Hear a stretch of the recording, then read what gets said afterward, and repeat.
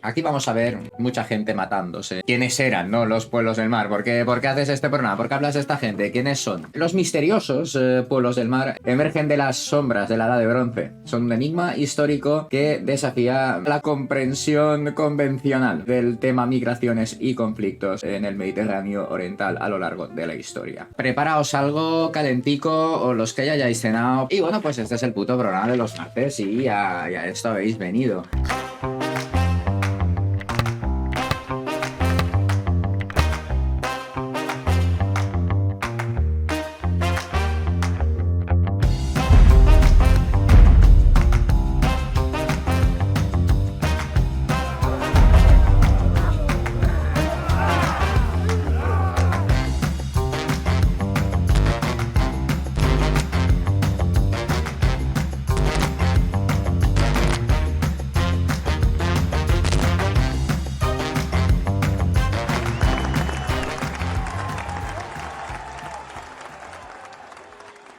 Muy buenas noches, bonicas y bonicos, harlowesses y harlowesas, ¿cómo estamos? Feliz puto martes, y hoy toca martes histórico. Y bueno, lo que es ser, ¿no? ¿Quiénes eran? Pues era un conjunto de grupos étnicos que alrededor del año 1200 a.C. emigraron hacia Oriente Próximo, navegando a lo largo de la costa este del Mediterráneo. Estos grupos, conocidos por nombres como Peleset, Sherden, Sekelesh, Luka y Turshak, lanzaron ataques contra diversas regiones, siendo Egipto uno de sus principales objetivos. A los egipcios los tenían fritos, esta peña. Una parte importante de la transición entre la Edad del Bronce y la Edad Oscura, marcando esto como el principio de un periodo de caos y de colapso de civilizaciones. Aquí las civilizaciones se iban a la puta con una frecuencia asombrosa, ya veréis. Y bueno, hay una gran falta de información realmente sobre el origen de esta gente. Se debaten sitios pues como el Mar Egeo, Anatolia, Italia, norte de África. Sus motivaciones también eran realmente desconocidas. Esto pues como siempre pues deja a los arqueólogos y a los expertos en la materia con el culo torcido. Como era un grupo tan heterogéneo, esto hace más difícil comprender quiénes eran, qué los unía, qué tenían en común. Se dice también que es posible que fueran una confederación de diferentes pueblos con diversos orígenes, unidos por circunstancias específicas, que más bien sería vamos a saquear y a reventar cosas, ¿no? Buena gente. Y bueno, las inscripciones egipcias, especialmente aquellas del templo de Medinet Habu, proporcionan una de las principales fuentes de información sobre los pueblos del mar. Luego veremos también inscripciones de estas. Y otras fuentes pues serían textos hititas y algunos hallazgos arqueológicos así aislados. No obstante, estas inscripciones a menudo presentan una narrativa parcial y propagandística. Ahora veremos también por qué, lo que ha llevado a tener que reinterpretar constantemente la información de la que se va disponiendo. En el imaginario colectivo pues son como un pueblo enigmático, o sea, un misterio de estos de la historia, que además desencadenó eventos importantes. Participaron activamente en la caída del Imperio Hitita, la invasión a Egipto, el inicio de la Edad Oscura griega. Sigue dejando a historiadores con el culo torcido. Para comprender la magnitud de la influencia e incursiones de esta gente en la Edad del Bronce, hay que meterse en una serie de jardines históricos, ¿no? que implican a civilizaciones de la época. La transición del segundo milenio antes de Cristo vio la interacción y competencia de diversas potencias en el Mediterráneo oriental, y eso creó un caldo de cultivo propicio para tanto migraciones como, ¿por qué no?, conflictos. Y en mitad de toda esta movida se encontraban, por supuesto, imperios, reinos, civilizaciones poderosas, como el Imperio Hitita, que hemos mencionado antes, que ya estaba debilitado además por guerras internas, por invasiones, por sus propios problemas económicos. También estaba la civilización micénica, que pues se fue a tomar por saco y alrededor de 1200 a.C., por razones que aún todavía se discuten. Cada una de estas potencias, vamos a decirlo así, jugaría después un papel en la configuración final de la región. Era un continuo ir y venir pues, de relaciones políticas y comerciales. El declive del Imperio Hitita, la crisis micénica, la inestabilidad del nuevo reino egipcio, pues no fueron sino brechas en la estabilidad regional general. Aunque las causas de todo esto todavía se debaten, se habla de guerras internas, de invasiones, de catástrofes naturales, problemas económicos. Un contexto tan cambiante, tan tenso, es cuando tienen lugar las incursiones de los pueblos del mar, que no solo fueron una jodienda en el terreno militar cuando llegaron, sino que además fueron fueron la causa, el catalizador del colapso de imperios y de civilizaciones que ya estaban bajo mucha presión. Pues bueno, la batalla de Pi-Ramsés en el año 1178 a.C.,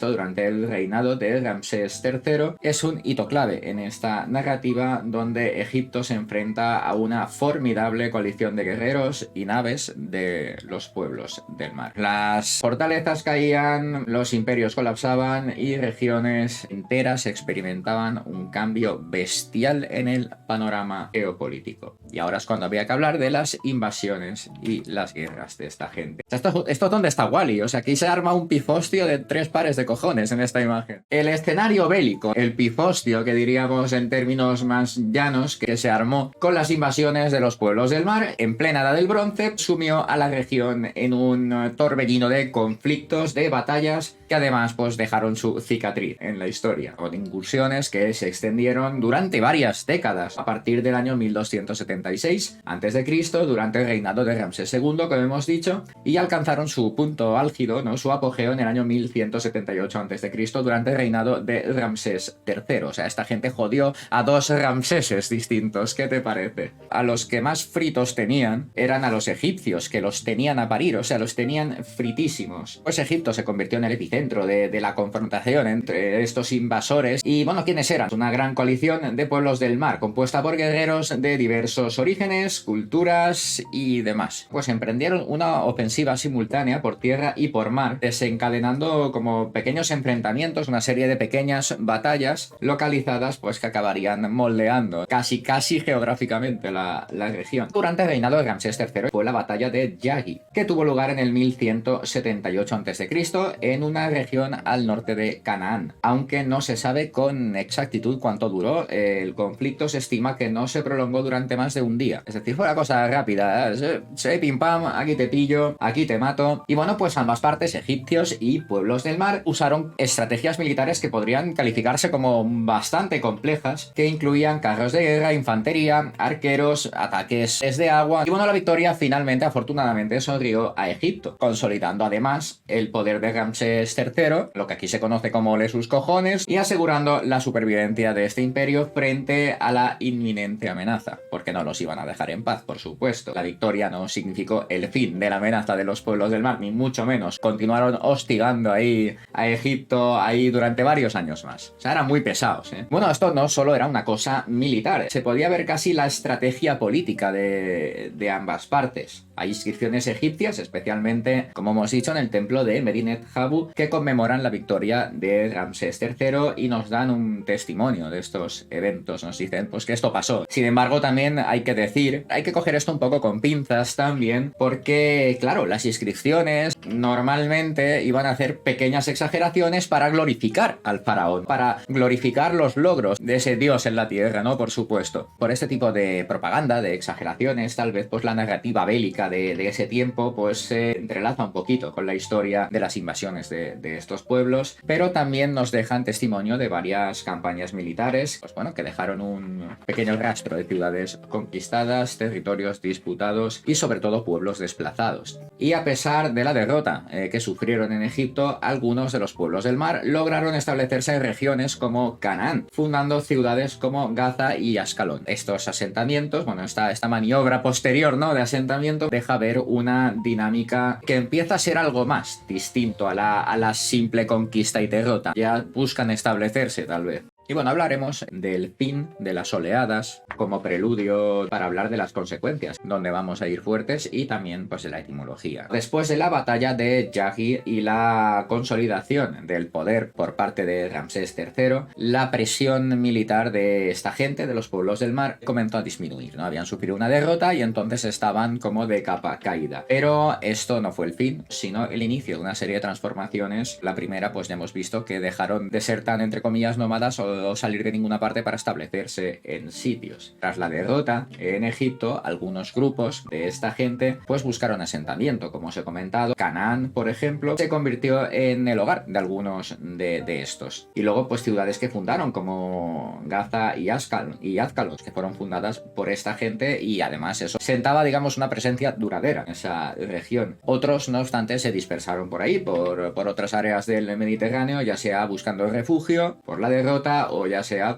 buscando nuevas oportunidades. Esto ha sido pues un proceso de adaptación cultural por parte de esta gente. Algunos grupos, como se dice, que los filisteos adoptaron pues las costumbres, la cultura local, la fusionaron con sus propias tradiciones. Pues esto no solo hizo que fueran sobreviviendo los pueblos del mar, modificó esa capacidad de integrarse e incluso de contribuir a la riqueza cultural de las regiones que antaño colonizaron. Las formas de adaptarse incluían, por ejemplo, pues la adopción de idiomas o modificación de costumbres suyas adaptándolas a la región. Lo mismo con las religiones, fusionaban tradiciones, se intercambiaban bienes culturales y adaptaban además mutuamente ciertas costumbres. Los diferentes grupos que se asentaron en esa región decidieron conservar sus propias tradiciones, pero bueno, se dice que en su mayoría se adaptaron. Y bueno, vamos a hablar del impacto que tuvo esta gente en las civilizaciones que había allí ya. El asentamiento en Canaán y otras áreas tuvo consecuencias. Este impacto no fue uniforme en todas las regiones. Algunas civilizaciones fueron más afectadas que otras. Y además la caída de imperios como el hitita o la debilitación de otras potencias, pues este vacío de poder fue llenado después por nuevos actores, incluidos por supuesto los pueblos del mar. Esto no solo redefinió las fronteras geopolíticas del momento, sino que también influiría en el desarrollo posterior de las civilizaciones de la región. Hubo otros factores, pero bueno, las invasiones de esta gente contribuyeron en gran medida al inicio de la llamada Edad Oscura. ¿Qué era la Edad Oscura? Pues era un periodo de declive cultural, declive económico en el mundo antiguo, caracterizado, podríamos decir, por la escasez de fuentes escritas, la disminución del comercio, la simplificación de la cultura, la destrucción de centros urbanos, la desestabilización de redes comerciales. Todo esto afectó negativa y profundamente a las civilizaciones de la época, que se llame la Edad Oscura y haya sido, pues vamos a decirlo en términos coloquiales, pues una mierda. Decir que no solo esta gente causó la Edad Oscura, esto lo quisiera recalcar, porque es algo que he leído en muchos sitios y se les pone casi como la única causa. No fue así. Durante este periodo, por ejemplo, se inventó el alfabeto griego. Es decir, no todo fueron sombras. Esto ha tenido también su legado, su continuidad. O sea, no solo se ha reflejado en ruinas de ciudades conquistadas y lo de los relatos egipcios. También forma parte de la memoria colectiva de las civilizaciones que los enfrentaron. Aunque apenas se podía encontrar material tanto gráfico sí bibliográfico, ¿no? Sí que hay muchos libros que los mencionan, películas, por ejemplo, no se me ocurre ninguna. Representaciones artísticas, pues he visto de varias épocas. Su origen sigue siendo un enigma, o sea, su origen, sus motivaciones. Hay investigaciones en curso, según he leído también, pues que están intentando echar un poco de luz sobre esto. El imperio hitita, que ya andaban jodidos, ya estaba bastante debilitado por sus propios factores internos, pues esto ya era la gotita que colmó el vaso. Y otros reinos, como los micénicos, también pillaron bastante, sufrieron graves consecuencias con la destrucción de varios centros urbanos y, como hemos dicho, a costa de la complejidad de su cultura. Hubo otras causas, ya no solo las incursiones de esta gente, hubo guerras, hubo hambrunas, hubo catástrofes naturales, cambios climáticos, estaba todo de maravilla. Todo esto causó la desaparición de instituciones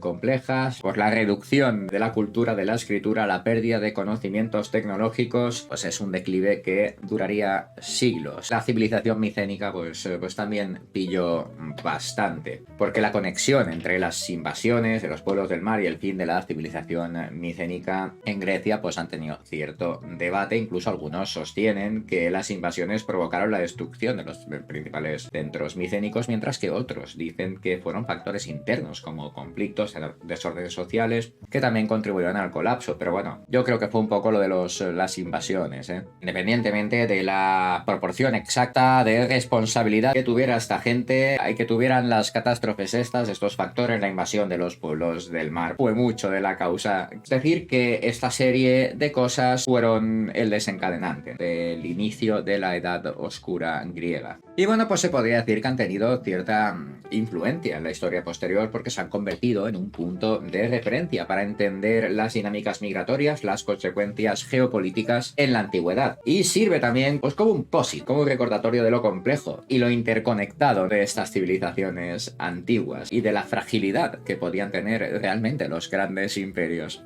Pueblos del mar. ¿De dónde vienen los nombres estos que se gastaban? ¿De dónde viene lo de los Peleset, lo de los tal? Vamos a hablar un poquito de etimología y también, ¿por qué no?, de teorías sobre los pueblos del mar. Y bueno, pues la etimología de los pueblos del mar, como también muchos aspectos que hemos visto de su historia, pues todavía son un misterio. Descifrar los nombres de los grupos específicos mencionados en las inscripciones egipcias, como los Peleset, los Sherden, los Shekeles, los Luca y los Tursha, han sido un constante desafío para los estudiosos de la materia. Hay varias teorías que difieren sobre sus orígenes, sobre sus significados, y vamos a mencionar algunas. Uno de los grupos más conocidos, mencionados en las inscripciones egipcias, son los Peleset, asociado comúnmente con los filisteos. O sea, estos últimos conocidos por sus enfrentamientos con los israelitas en la Biblia, es verdad, los filisteos, qué malos eran, la Biblia era más malo que la tiña. Se establecieron en la región de Canaán después de las invasiones de los pueblos del mar. La similitud fonética entre Peleset y filisteo ha llevado a muchos a hacer esta conexión, sugiriendo que los filisteos eran una de las facciones en este grupo de gente. Luego otro grupo mencionado son los Sherden, y esto ha tenido pues alguna hipótesis, ahora veremos, interesante sobre los posibles orígenes. Pues algunos han propuesto una conexión con la isla mediterránea de Cerdeña. La similitud entre Sherden y Sardo, el nombre de la población actual de Cerdeña, ha llevado a la especulación de que estos guerreros podrían haber tenido un vínculo con esta región. Esta teoría tampoco es concluyente, sigue estando muy abierta. Bueno, luego tenemos los Shekeles y los Luca. Esto ha llevado a los investigadores hacia Anatolia, la actual Turquía, como posible lugar de origen. Se ha sugerido que los Shekeles podrían estar relacionados con los sicilianos o los sículos, mientras que los Luca podrían estar vinculados a los licios, un antiguo pueblo de Anatolia. Pues bueno, estas conexiones se basan en las similitudes, como hemos visto en el caso de los filisteos, estos pues fonéticas y geográficas, aunque también os digo que no hay evidencia definitiva y esto está todavía en el terreno fácil de la especulación. Luego están los Tursha. La presencia de los Tursha en las inscripciones egipcias pues también han originado una serie de teorías que apuntan a un posible origen de la región de Turquía, y se ha sugerido que podrían haber tenido vínculos con las poblaciones, como hemos mencionado antes, de Anatolia, o con regiones más al norte, como Tracia. Realmente es que no hay suficiente evidencia histórica para poder dar una certeza. Interpretar que la etimología no es tarea sencilla. En el caso de los pueblos del mar, hay una limitación muy fuerte en cuanto a fuentes históricas fiables, veraces, y aparte pues la variabilidad en las lenguas antiguas, las posibles transformaciones lingüísticas a lo largo del tiempo pues hacen que la tarea de interpretar lo que realmente pasó sea muy compleja. Aparte de que no son relatos enteros, son inscripciones parciales lo que se tiene, no hay detalles adicionales. Esto dificulta muchísimo el tema de la verificación histórica. Algunos investigadores advierten sobre la posibilidad de que estos nombres hayan sido utilizados de manera genérica o que hayan sido malinterpretados en las inscripciones, lo que iba diciendo, lo que agrega un nivel de complejidad a la búsqueda de sus orígenes. Lo variable de las transcripciones y traducciones de los jeroglíficos a los idiomas modernos agrega además un componente de incertidumbre a la tarea ya de por sí difícil de desentrañar la etimología exacta de los pueblos del mar. Aunque esto siga siendo un enigma, sí que hay avances en campos como la arqueología o la lingüística que han proporcionado alguna que otra pista. Se han descubierto objetos en sitios arqueológicos, se han comparado estructuras lingüísticas y se han analizado inscripciones adicionales que con el tiempo pueden ir arrojando luz sobre la conexión entre los nombres que hemos dicho y sus posibles orígenes. Pues esto se está llevando a cabo actualmente. Hay excavaciones arqueológicas, se están llevando a cabo análisis avanzados de datos y esperemos que respondan a muchas de las preguntas que rodean a la etimología de los pueblos del mar, tanto de dónde vienen sus nombres como pues darnos pistas de dónde vienen ellos. A medida que evolucione esto, que evolucione tanto la tecnología como estas investigaciones, iremos entendiendo más de los orígenes de esta gente. Cabe mencionar también que una de las cuestiones que han intrigado más a los investigadores es la identidad precisa de los pueblos del mar, ya no los orígenes, sino quiénes, no sé dónde vienen, sino qué se consideraban, qué eran.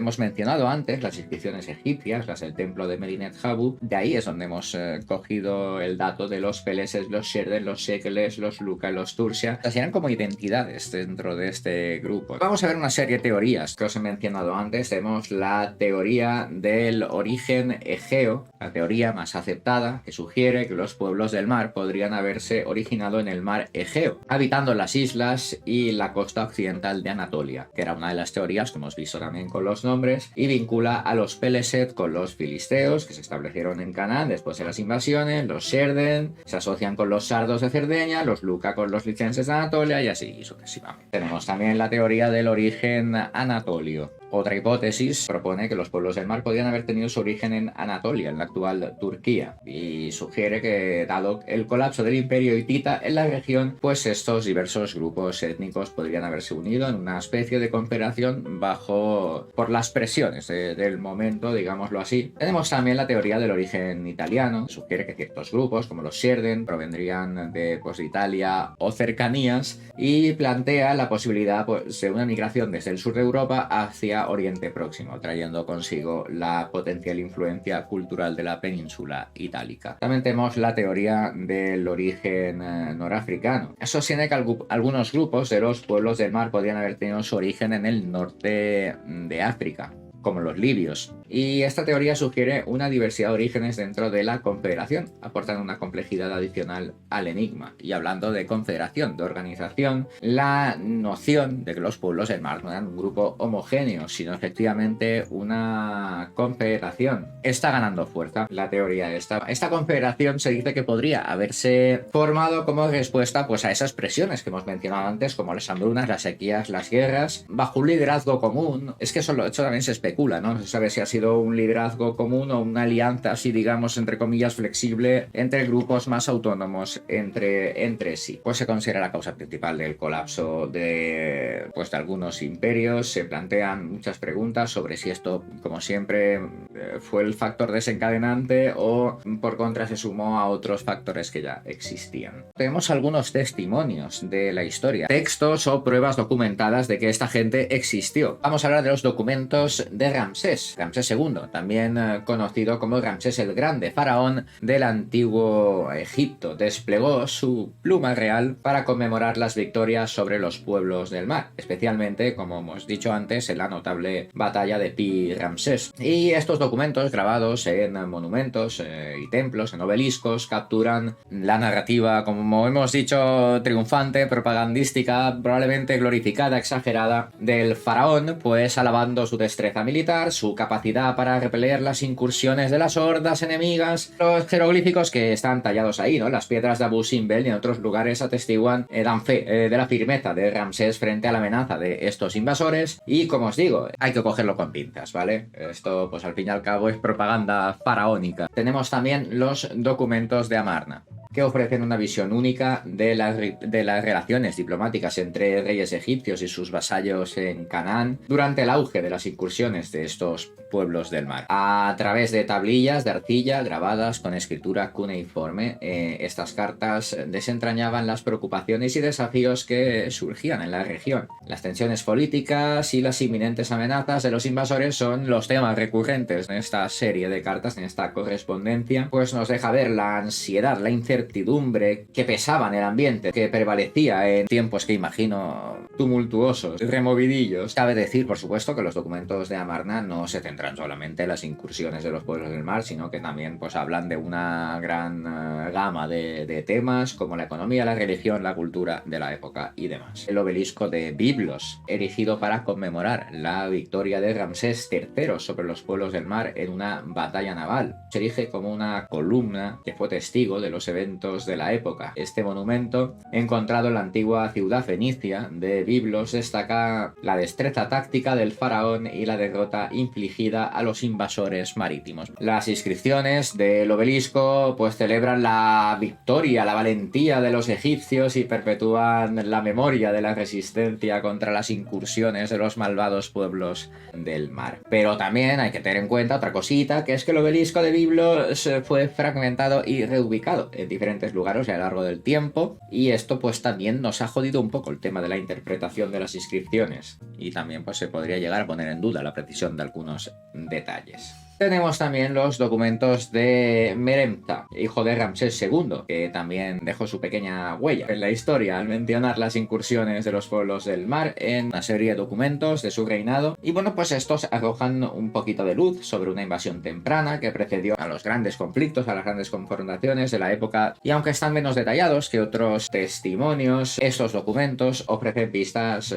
sobre los primeros contactos, las primeras interacciones entre los egipcios y los pueblos del mar. Tenemos también las cartas de Ugarit, o Ugarit, no sé cómo se pronuncia. Son cartas descubiertas en Ugarit, una ciudad en la costa siria, que también proporcionan una perspectiva única sobre la situación política en la región antes de las invasiones de los pueblos del mar. Están escritas en escritura cuneiforme, tablillas de arcilla, como otras que hemos visto, y revelan una serie de alianzas cambiantes, de conflictos territoriales. Entre todo eso, pues se vislumbran entre esta narrativa las sombras de futuras invasiones. Generaban cierta intriga, cierta tensión y pues por qué no pueden ayudar a entender un poquito tal vez las causas o incluso las consecuencias. Y tenemos también los documentos de Ramsés III. Pues Ramsés III, enfrentándose a la amenaza inminente de los pueblos del mar, pues también dejó documentos más o menos detallados que ofrecen una visión de las estrategias militares que se utilizaron para contrarrestar estas incursiones. Pues estos escritos proporcionan cierta información sobre la movilización de las fuerzas militares, las tácticas navales, la coordinación de la defensa en el lado terrestre, y no solo también narran las batallas, sino que desvelan el ingenio táctico que se utilizó para poder proteger su imperio de esta horda invasora. Como he dicho, no son la única fuente de información sobre las estrategias militares de la época para repeler a esta gente, pero sí podría decirse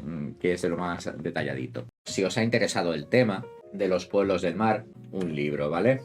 Que es 1177 a.C., el año en que la civilización se derrumbó, de Eric H. Klein. Y bueno, esto da final al primer bloque.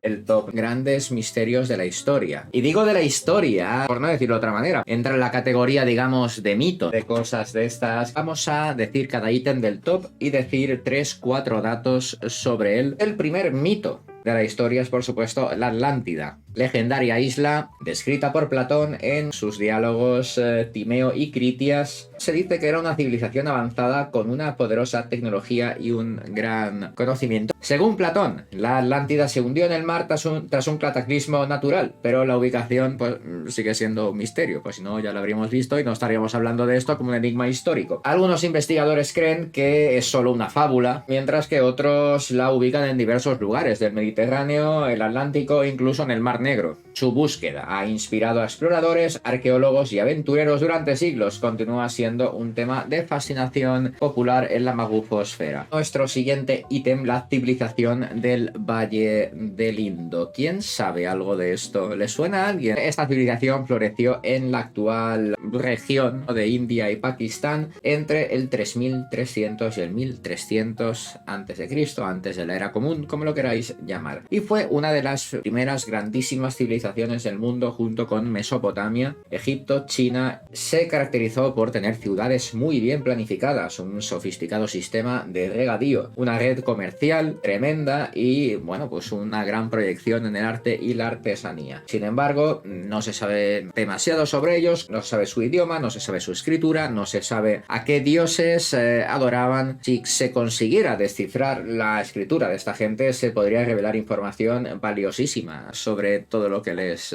envuelve. El siguiente misterio de la historia. Este tenía que salir, el de los pedruscos. Y bueno, pues este monstruoso monumento megalítico en Inglaterra, como sabéis, está compuesto por enormérrimas piedras que fueron puestas así en posición vertical hace mogollón de miles de años. Se puede intuir, pero no se sabe cómo los constructores, ¿no?, de Stonehenge lograron transportar y levantar estas piedras con la tecnología y herramientas de la época. Hay teorías que sugieren que se utilizaron rampas de tierra, como en el caso de los egipcios, troncos e incluso animales para mover las piedras, pobrecicos Los animales, Dios mío. Podría haber sido un templo, podría haber sido un observatorio astronómico, podría haber sido un lugar de reunión para rituales, podría haber sido una especie de calendario solar o lunar o algo así que he oído por ahí también. No se sabe muy bien qué leches era Stonehenge. El Arca de la Alianza, este objeto sagrado del judaísmo, se dice que contiene las tablas de la ley que Dios entregó a Moisés y por tanto a los hombres allá en el monte Sinaí, y según la Biblia tenía un gran poder y podía destruir a los enemigos de Israel. El Arca de la Alianza desapareció del templo de Jerusalén en el siglo VI a.C. y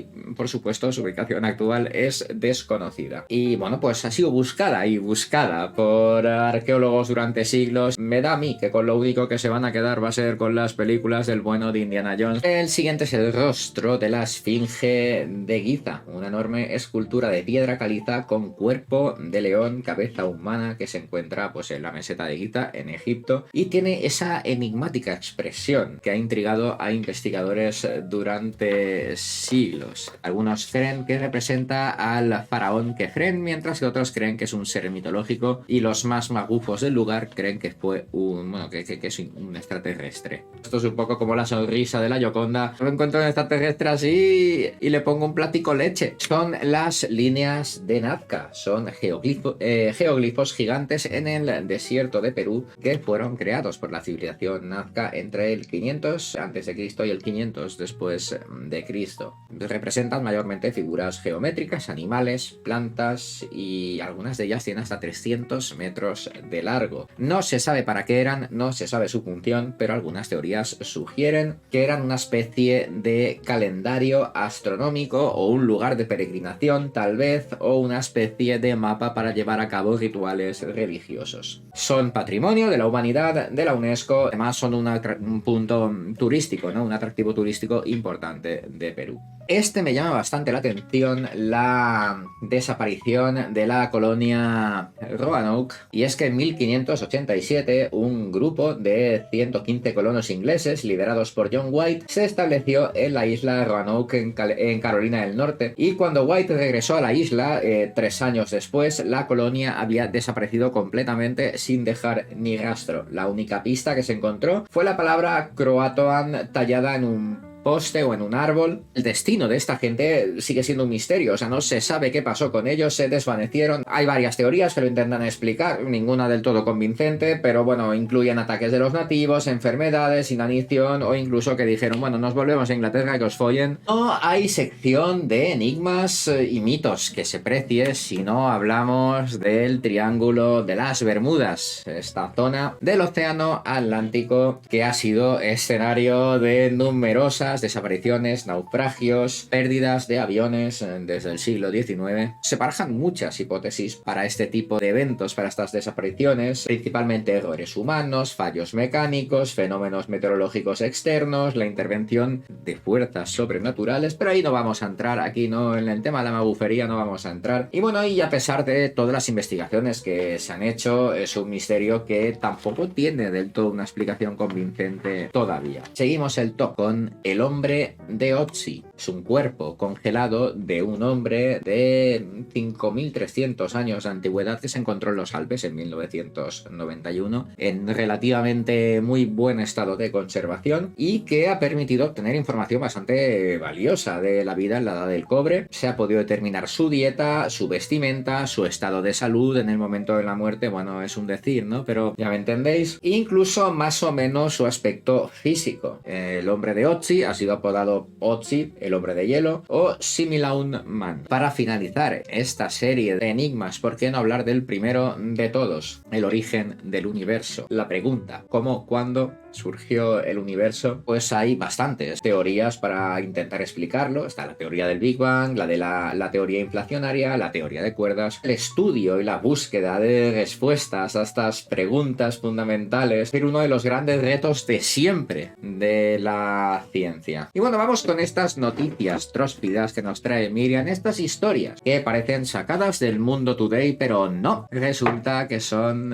de nuestra línea temporal, de nuestro mundo real. La primera noticia nos la trae Europa Press desde el 20 de diciembre del pasado 2023 y el titular nos dice: un león dormilón provoca un gran atasco en una carretera al negarse a levantarse. Y el resumen de Miriam dice: en el Parque Nacional Kruger de Sudáfrica, la fotógrafa Michelle Broadhurst, de 55 años, capturó un león perezoso bloqueando una carretera, deteniendo el tráfico durante 40 largos minutos. El hermano del león intentó despertarlo orinando sobre él, la vieja confiable. Michelle de Gauteng presenció la escena y señaló que los leones estaban descansando debido al calor y a la humedad. A pesar de esta curiosa situación, la fotógrafa destacó la imprevisibilidad del parque, donde cualquier encuentro es cuestión de pura suerte. Esta es muy asquerosa, ¿vale? Ya lo veis en la foto, pero esta es asquerosísima. Del 24 de febrero de este año, de debate.com.mx de México, los médicos retiran 150 larvas vivas de la nariz de un hombre. En octubre, un hombre experimentó hinchazón facial y labial, ignorando el malestar hasta que el dolor intenso y las hemorragias nasales lo obligaron a desplazarse al Florida Memorial Hospital. Allí, el otorrinolaringólogo, el doctor David Carlson, descubrió más de 100 larvas vivas en la nariz del paciente, algunas tan grandes como la punta entera de un meñique. La miasis nasal, extremadamente rara, se atribuyó a un sistema inmunológico comprometido por la extirpación de un tumor 30 años atrás. Las larvas se habían infiltrado cerca del cráneo y los tejidos adyacentes, siendo extraídas mediante diferentes métodos. El paciente, que era un pescador, especula que contrajo los parásitos manipulando peces muertos. Tras recibir tratamientos antiparasitarios, se recuperó por completo. El caso, inédito en Estados Unidos, según el doctor, destaca la gravedad de la miasis nasal. Os digo, el titular viene de periodismo.com del 22 de febrero de este año y dice: el coro de hombres borrachos que es un éxito en YouTube. ¿Qué os parece? YouTube se enfrenta a un problema grande con el copyright, ya que la plataforma tiende a desmonetizar o a censurar vídeos debido a denuncias de violación de derechos de autor, especialmente relacionados con la música utilizada en los vídeos. Este inconveniente afecta especialmente a los creadores de contenido que han sufrido denuncias falsas por este tema. La situación se agrava todavía más en vídeos sobre películas o videojuegos. En respuesta a esta problemática surge el coro de los hombres borrachos, unos héroes sin capa, una agrupación que canta versiones a capela de canciones icónicas de videojuegos como Super Mario Bros. Y Pokémon, ofreciendo audios de uso libre para evitar la desmonetización en YouTube.